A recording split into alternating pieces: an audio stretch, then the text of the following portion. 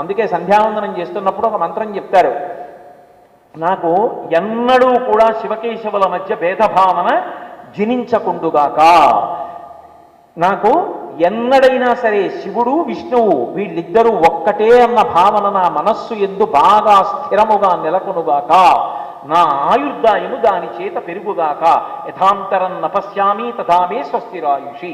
స్వస్తిరాయుషి అంటే దాని చేత నా ఆయుర్దాయము నిలబడుగాక. కాబట్టి ఈ శరీరంతో గతంలో చేసినటువంటి పాపం పోతోంది. ఈ శరీరం పాపపుణ్యాలు అనుభవించడానికి ఒక ఉపకరణం.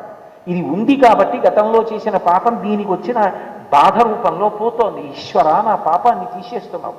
అందుకే భక్తుడైన వాడు కష్టం వచ్చినప్పుడు కూడా భగవంతుడికి నమస్కరిస్తాడు, ఇలా నా పాపం పోతోంది, నీ పాదాలు వదలకుండా చూడు, నేను సేవింపగ నాపదల్పడమని, నిత్యోత్సవం బబ్బని, జనమాతృండనని, సంసార మోహంబు పైగనని, గ్రహగతులు కుందింపని, మేలు వచ్చిన రాణి, లోకుల్నంగని మెచ్చని, ఎలుగని, లోలోన నిందించని, చీకాకుంబడని, మహత్తులని, జేలొగ్గని, మూకీభావనం తిట్టని, త్రోయని, నీ కారుణ్యము కలిగి ఉండినను అంతే చాలునో శంకర అంటాడు దుర్జటి.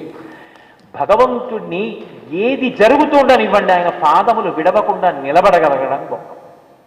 ఆ స్థాయికి ఎదగడం భక్తి పండడం. అందుకే కుంతీదేవి అంటుంది, యాదవులందు పండు సుతులందు నాకు మోహ విచ్ఛేదము చేయుమయ్య, ఘనసింధువు చేరిడి గంగభంగి నీపాద సరోజి చింతనముపై అనిశము మదీయ బుద్ధి అచ్చాదర వృత్తితో గదియగనట్లు చేయగదయ్య ఈశ్వర అంటు. నాకు ఈ మోహం తాళ్ళు తింపి నది కదిలి కదిలి కదిలి కదిలి కదిలి వెళ్ళి చిట్ట చివర సముద్రమునందు సంగమిస్తుంది.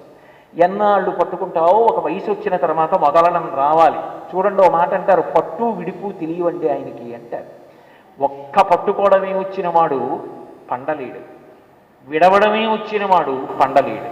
పిందెగా కొమ్మను వదిలిపెట్టేశాడు అనుకోండి, కింద పడిపోతాడు, ఏ మనుష్యులో తొక్కేస్తారు.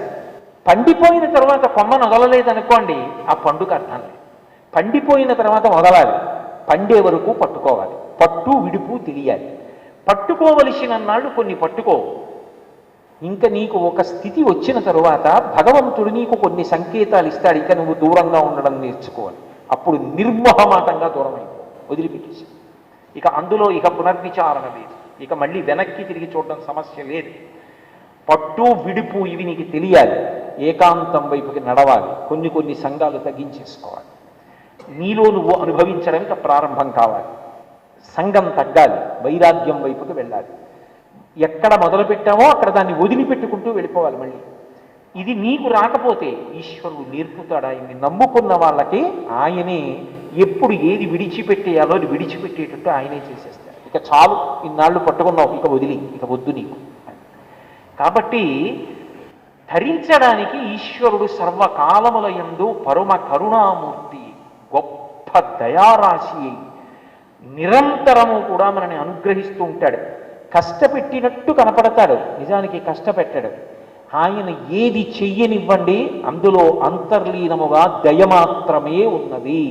సింహము పైకి చూడ్డానికి మృగరాజు భయపెట్టినట్టు ఉంటుంది, కానీ అది అమ్మవారు అధివసించి ఉంటే నేను చేయబోయే ప్రతి కార్యము మీ యొక్క అభ్యున్నతి కొరకే, ఇది నా యొక్క లక్షణం, ఇది నా తత్వం, నేను చేసే హింస మనక దయ ఉంది తప్ప క్రౌర్యముతో నేను చెయ్యను. శుంభ వధ చేసిన, రాక్షస సంహారం చేసిన, భక్తుల్ని కాపాడిన, ప్రళయం చేసిన, మహాప్రళయ సాక్షిణినైన, రాత్రివేళ స్వల్పకాలిక ప్రళయం చేసిన, భక్తి జ్ఞాన వైరాగ్యములనిచ్చి చివర మోక్షమునిచ్చిన నేనే.